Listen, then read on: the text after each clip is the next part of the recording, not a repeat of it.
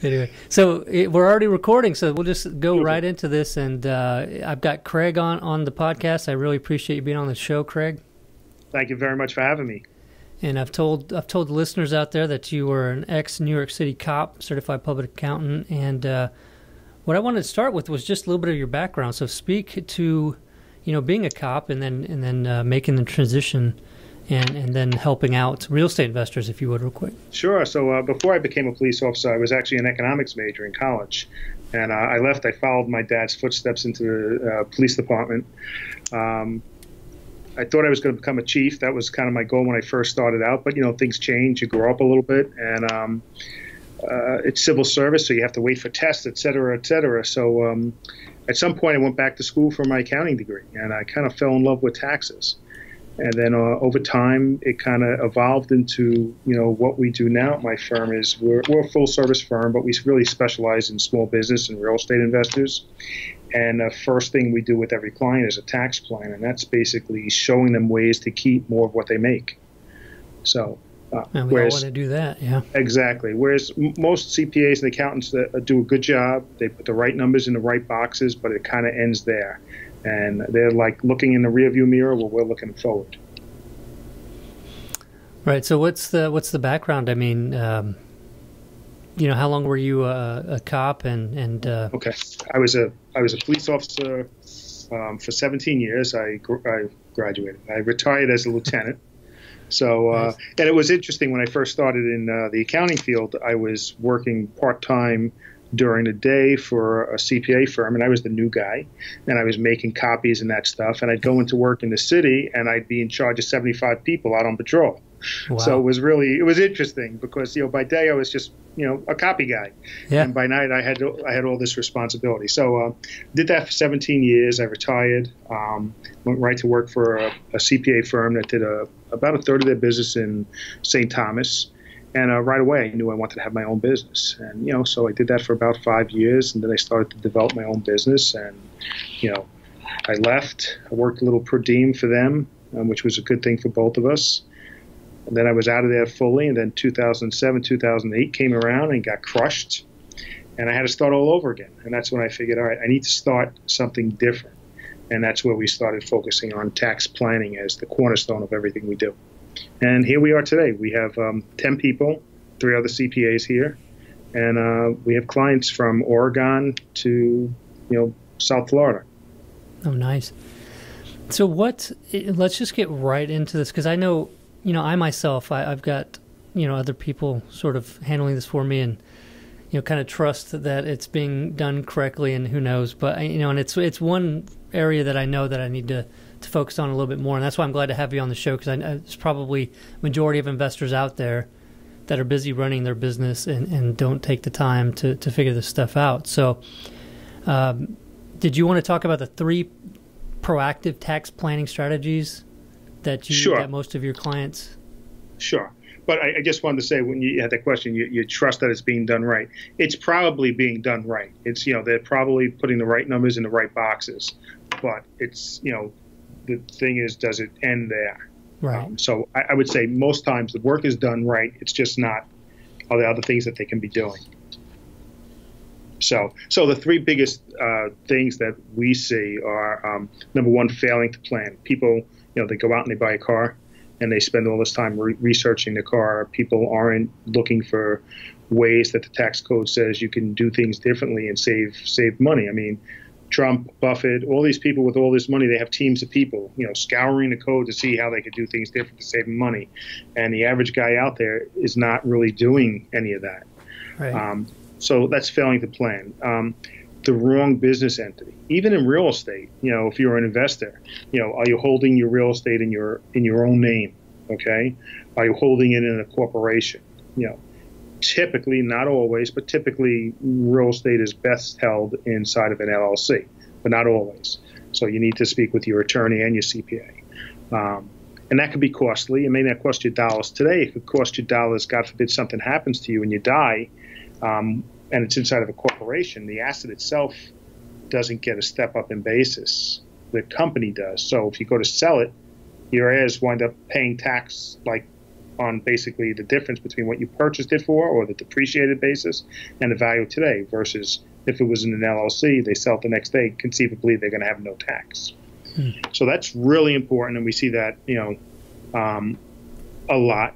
And then there's a lot of different things you can do with real estate where you can take advantage of different things, such as if you have a couple of properties or one property, you can hire your kids and let your kids, if they're local properties, go by and check on the properties, cut the lawn, do that kind of stuff. And by paying the kids, okay, you reduce your income, and they typically don't pay any tax on it. And we use that strategy a lot. And tax code says you could hire your kid as, actually tax court was 7 years old.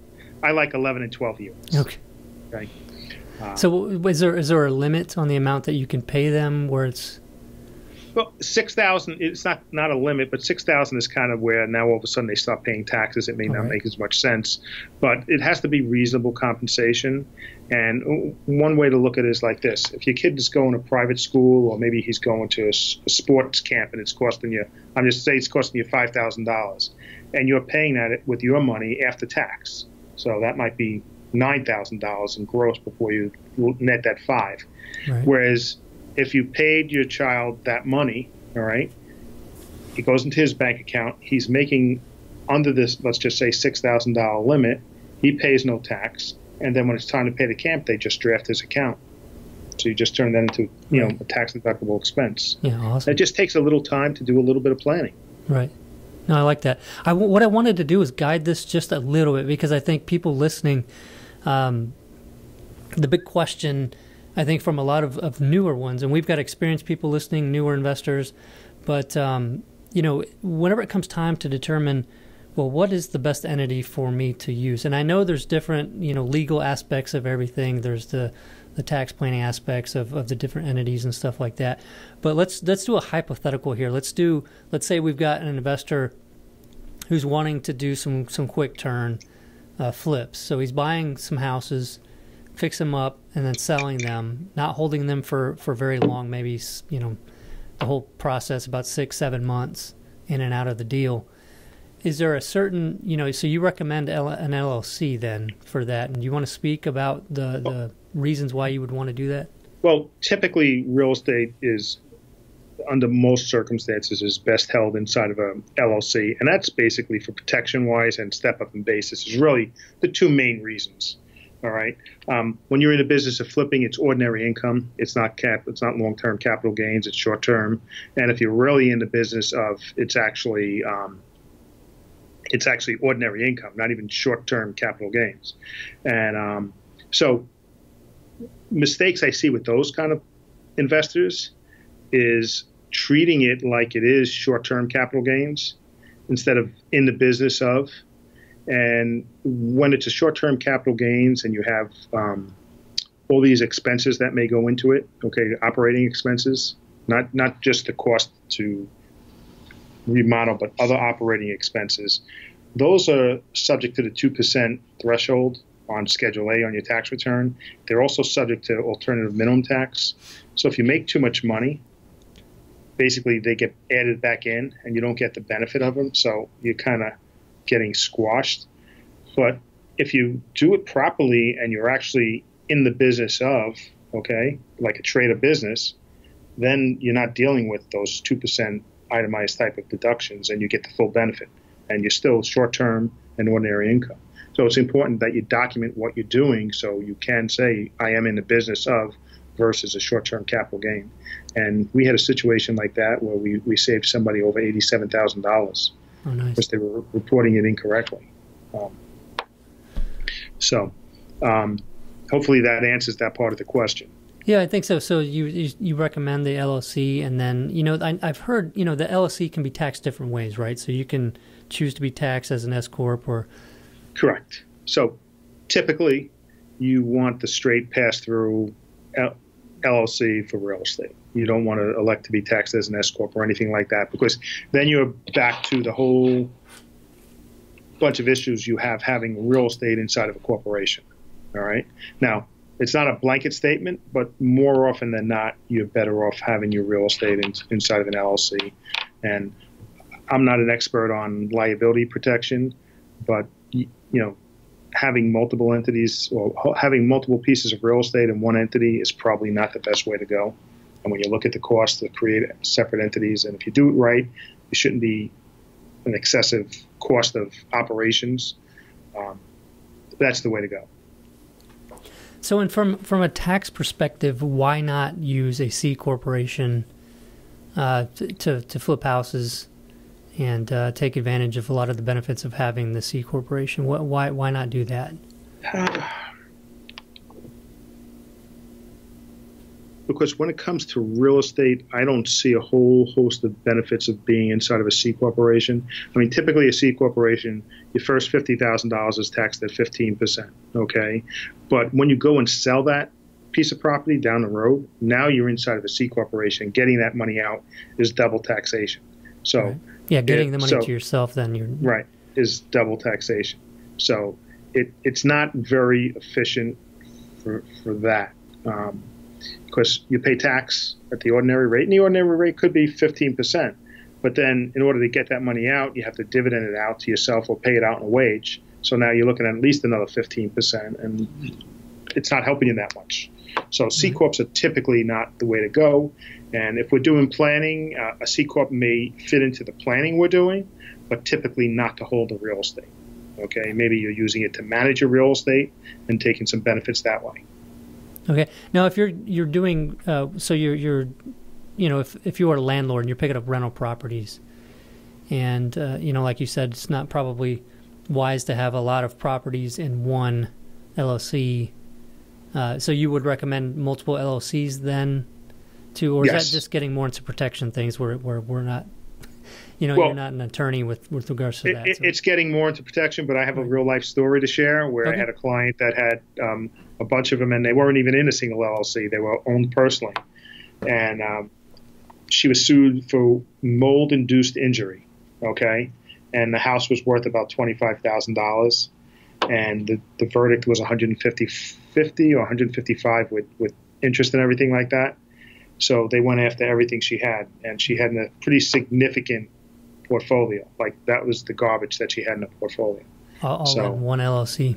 Wasn't even in an LLC. Oh, all on her. So it was just owned personally, which was, just as bad. But if she had 5 inside that LLC, they could have went after all 5 of those. Whereas if it's in a separate LLC, and maybe each of those single-member LLCs are owned by one LLC, that's almost like the mothership. You're not doing 10 different tax returns. You're doing one tax return. So, and everything's protected. Nice. So, like I said, I'm not a liability expert, but I have a real life story that I see, and people say, well, we have insurance. Well, apparently, which the client found out, mold apparently has a cap on how much they'll pay for mold insurance inside of a policy. Yeah. So, and that was at $25,000. So now I've got more questions, but they all seem to be legal related. So I need to get a follow-up episode to this one with an attorney, so we can answer those questions. But with going back to tax planning and strategies and things like that for investors, so you've got 3 proactive tax planning strategies, or are these like 3 specific spelled out for different situations, or? We have over 10 different strategies that we use on a regular basis. Okay. One of them we talked about is just planning. Okay. Another one is like having the right entity. There's a whole host of other things we can do.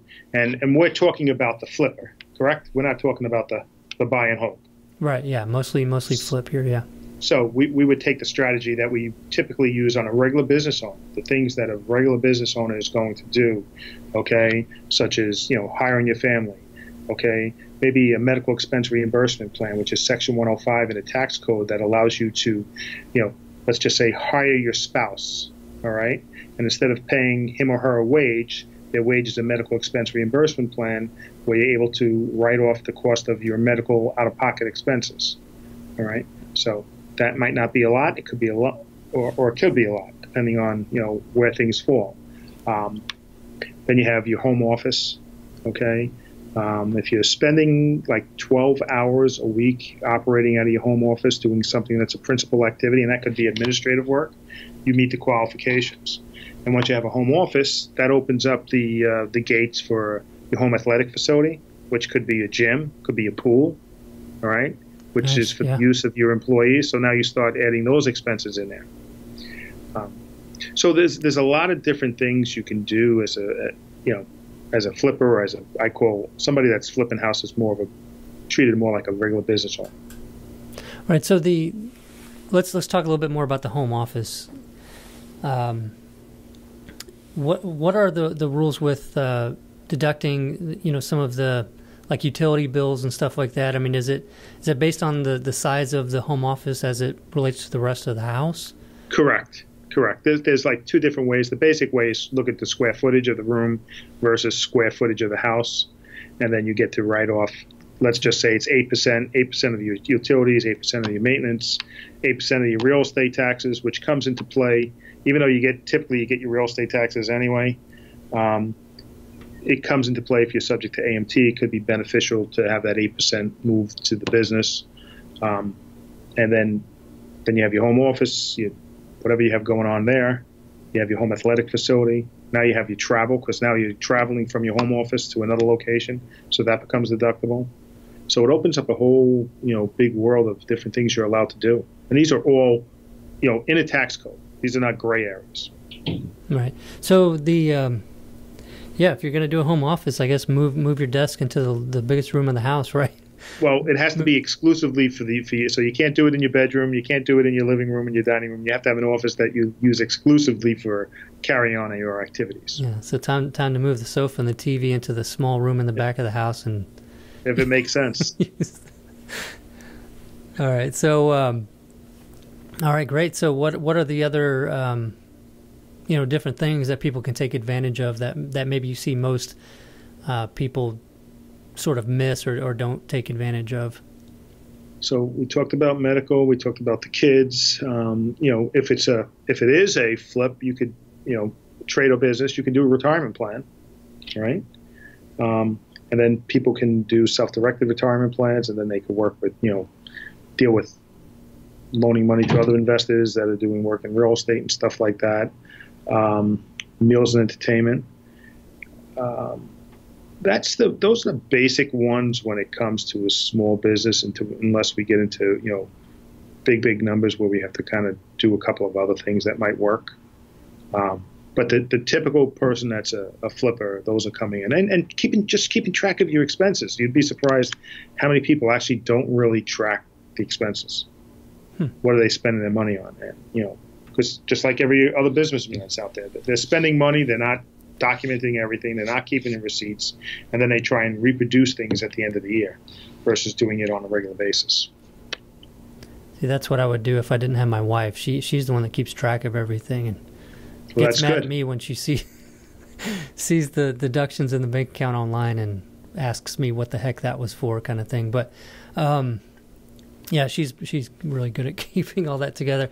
But let's talk real quick about the IRA, so the self-directed IRA kind of thing, because I think there's big benefits in this, and I think a lot of people aren't taking advantage of the benefits of doing this. So, what are the limitations? And I mean, can you speak very much on the arm's length transaction kind of stuff, like what to watch out for, how much you can contribute, all that kind of stuff? Well, if you have a self-directed IRA, you can contribute the whole thing into, let's just say, an LLC. All right. Let's just say then that LLC owns a piece of a property, but you have to make sure that you're not doing any work yourself on that property. All right. Because then it becomes an issue. All right. So more often than not with real estate and self-directed IRAs, we're seeing people that act as lenders inside their self-directed IRA, or they're taking that money, investing, that self-directed is investing into an LLC that is then going ahead and purchasing a property. All right. But they have no active involvement in that property, because then you get into these rules, and most people are not going to pass the test, and they're going to just knock the whole thing out. So, okay. So now you say active role in the property. What exactly does that mean? That basically means you really can't be doing that much. Okay. You can't be doing any repairs, that kind of stuff. That's, you really have to be out of it. All right, we're not talking about collecting a rent or anything like that. But something that you would pay somebody else to do is basically going to kick you out of the box when it comes to owning real estate inside your IRA. There are people out there that specialize in that, and you really, if you're doing that, you really do want to work with somebody that specializes in that on a compliance side to make sure that you're not doing anything that you shouldn't be doing and jeopardize the standing of that IRA. Right. So if you want to do a flip, what's the best way? I mean, you can't really use your funds in your IRA to do a flip for your own business or yourself, right? I mean, correct, because okay. It's can't do it to yourself or your family members, basically. So, but you can do it with, if you know somebody else that does flips, maybe you could lend him money. Okay, so you do the lending for the yes. the deals for people that are not in your up and down lineal heritage, right, or your family. Yes. But I like to just stay away from all family members. What's that again? I like to just stay away from all family members. All family members? Be safe. Be safe. Yeah. Because it's like aunt and uncles or something and stuff like that's fine, right? Or is that? You know what? That's what. I don't know, and I'd have to look at that one. And I know, like, brothers, sisters, parents, and stuff like that, and it's just not worth getting into that headache. Yeah. Okay, and so you can build up a lot inside of that IRA doing that lending. I mean, are there any kind of limitations on the interest rates that you can charge or anything like that, or? They would just be subject to the typical rules that are out there now. So, I mean, we see a lot where it's 8 to 10% plus a piece of the gain. So that's usually a pretty nice, and it's secured by real estate. So, it all depends on what I've seen. It all depends on the guy that's doing the flip, what kind of track record he has. Obviously, the better the track record, the lower the rates he's going to pay, and the lower the equity interest he's going to give somebody. Whereas somebody starting new is going to have to give away more.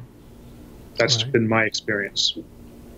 Okay. Have you seen anything from other investors, like doing things like maybe an IRA and using the IRA to maybe buy like an option to buy a property, and then having, that you're not involved with also, and then having that option, like, not exercising the option and then having a payment to release that option off the property? I have never seen that. Okay. I've never seen that.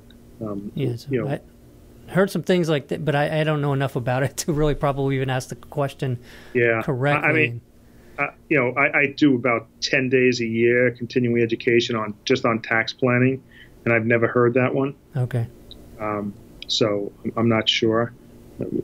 Another way, and it's really not in your listeners, where it's somebody that's buying a second or third home, and they have all this money in their IRA, and they want to take it out and use it as down payment and get crushed in taxes. And we'll recommend doing distributions via what's called 72T, which is a series of equal payments, so it's not subject to the penalty. So you're kind of like, now you get this interest expense, and you get this interest, the income on your 401k or your IRA that you're taking money out of. They kind of offset each other, so it's almost like a way of taking money out tax free. Interesting. Now, what about 1031 exchange? Do you do any 1030? Yeah, we've been involved in a host of 1031 exchanges. They're typically really not for the flippers. They're supposed to be long-term investments. I guess you could make the case if it was once in a while you had something that turned over quickly just because of the way things were. But they are supposed to be long-term investments. So technically, they don't really fit the flipper. Okay, and then I guess what else do you have? I mean, do you have anything else in your arsenal of things to? Yeah, we do. I'm just trying to think as they relate to your audience.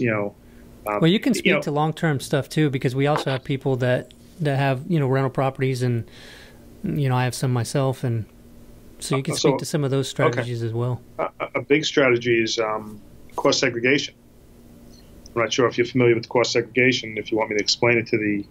Go ahead, sure. Sure. So let's just take that $100,000 rental property. All right. Let's just say the building itself is worth $100,000. Typically, you would depreciate that building over 27 and a half years. So let's just say your depreciation expense is about $4,000 a year. When you do a cost segregation study, they break that building up into different parts, and you take the property in there that would normally be depreciated over 3 years. You take the stuff that normally would be depreciated over 5 years or 7 years or 15 years. And so now you're depreciating stuff faster. So over 27 and a half years, you still depreciate $100,000, but you might depreciate it in the first 5 years, get $20,000 or 20% more expense in the first 5 years from depreciation because it's accelerated. So from a cash flow perspective, that means extra money that's not being taxed. And the wonderful thing about a cost segregation plan is you can do that 4 or 5 years in, and then you get to recoup all that missed depreciation, let's just say. So let's just say you had a sale on something and you made a lot of money. Right. And now you could do a little planning and do a cost segregation study and reap an extra 20 or 30 or whatever it is in depreciation in that same year and kind of offset that sale. Nice. Yeah. Yeah, I like how you said, it doesn't have to be right away. And so if you've got, some big profits coming and you want to offset that a little bit, yeah, that's nice. Yeah. So that's a good way to do it. And it just, you should be communicating with whoever you're working with. You should be communicating with your CPA. You should be communicating with your attorney. Everyone should have a team.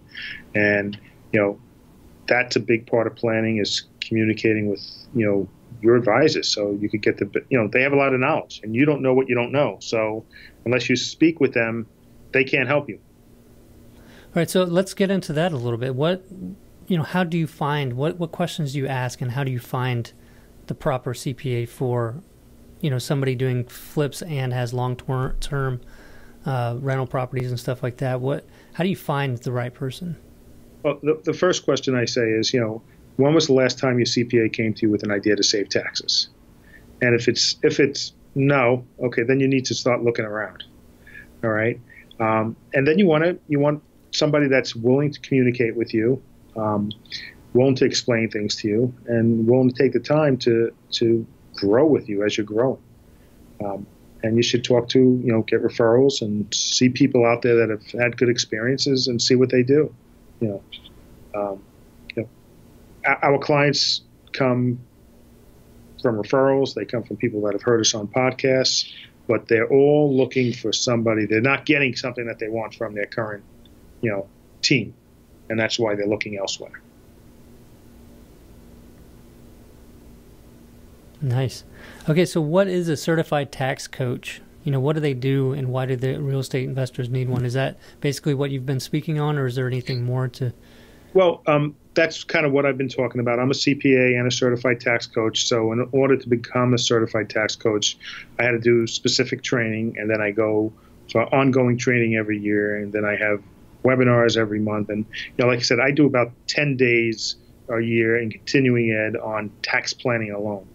So that's easily twice as much as, most CPAs out there. And mine that's really devoted to tax planning because that's our area where, we see people need the most help. So any changes recently that people need to be aware of, or maybe that might be coming down in the future? Obviously we're not sure what's going to happen in the future. I don't know if the administration is going to get anything done. As we speak today, I just saw something 15 minutes before the call that the new White House communications director is out. So I think that's going to make it hard to get policy changed. And, a 15%, income tax would be a wonderful thing for business owners and real estate owners, but I don't see that happening. But that's my own opinion. And obviously, whoever you're working with should be aware of what's going on. And, they may not know every answer to every question you ask them, but they should be able to get you the answer. Mm-hmm. So anything recently that's changed that did happen that maybe some of your clients have been surprised by? No, because, like I said, we do a lot of communicating. When there's major changes, we let everybody know. We put out a weekly, little email blurb of different things going on. And if it's something that changes, we kind of like to tweak it into something entertaining, but so people get the message. But, there's some changes with depreciation that's kind of being phased out with bonus depreciation and stuff like that. But that's not going to affect most of the people in the real estate world so much. All right. So if we could, what would you say would be the biggest tax break for real estate investors to take advantage of? Do you have one that you would think would do the...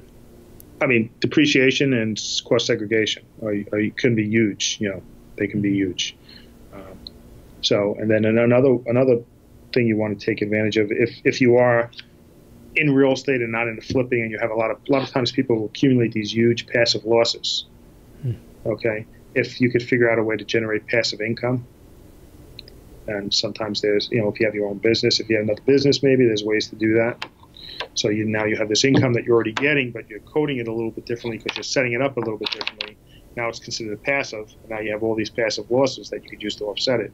So do you want to take that expense this year, or do you want to wait 15 years until you sell it? I'd rather take it today. Right. Nice. So for anybody out there that wants to find out more from you, how would you recommend they either get into contact with you, or do you have something that they can read or Sure. They could contact us, but we're offering a copy of our book, The 10 Biggest Mistakes That Cost Business Owners Thousands. And if you go to our website, which is www.craigcody.com/flipping junkie, I believe you're going to have that in your show notes. They could actually request a free copy of our book, and we'll mail that to them. Email is craig@ccodycpa.com. Our phone number is 516-869-4051. And just feel free to drop us a line. Nice. And we'll have that in the show notes as well. So if you are driving and can't write all of that down, just go to flippingjunkie.com/83. This is episode 83. So it's flippingjunkie.com/83, and we'll have the audio for this and then show notes with that information in there as well.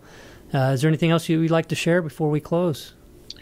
I think that's about it. But you should just make sure you're communicating with whoever your advisor is. That's really important. That's going to save you the most amount of money. So if you're not hearing from them, you need to contact them and say, "Hey, yes. Here's what I'm doing. Anything I can do to..." Right. And if they don't have the right answers for you, look around. Yeah, great. Find somebody else. So. Well, thank you so much, Craig. We appreciate it. Thank you very much for having me. I appreciate being on your show. Yeah, no problem. All right. Have a great day. You too. Take care. Bye.